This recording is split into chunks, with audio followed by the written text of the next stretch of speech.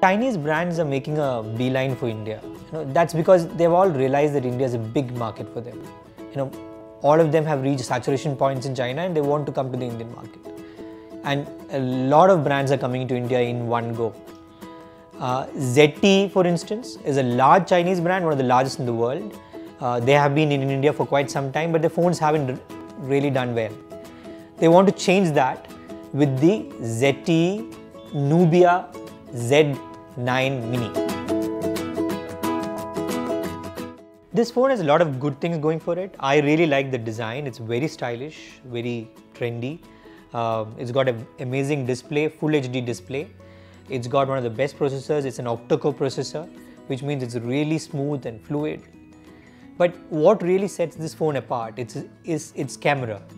The camera is a DSLR camera, as they call it. So why is it a DSLR camera? The DSLR camera is because this phone offers you so much versatility as far as the customization on the camera, the settings is concerned. So you can take shots like a light painting, which you can never ever do with any other smartphone. You can do a star track if you want, which is like showing how the stars moved in 30 seconds or a minute, which you cannot do with any other smartphone camera. And that is what really sets this phone apart. But is it the best smartphone camera? Maybe not. Because the results at times are highly overprocessed because there is a lot of software that goes into using or doing those tricks that they do.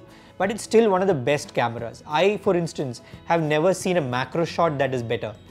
This has one of the best macro shots ever shot by a smartphone by me. Look at it because it's got a great price also, 16,999 for a phone that does a lot and a good battery to back it up. Who should buy this phone? This phone is great for people who really like playing with the camera, who have time to do that kind of stuff. Because you'll need to really understand the camera before you can really play with the SLR features. But it's a very good camera. Even the auto mode is very good. So people who love a camera, who love taking pictures with a smartphone, this is a good choice for you.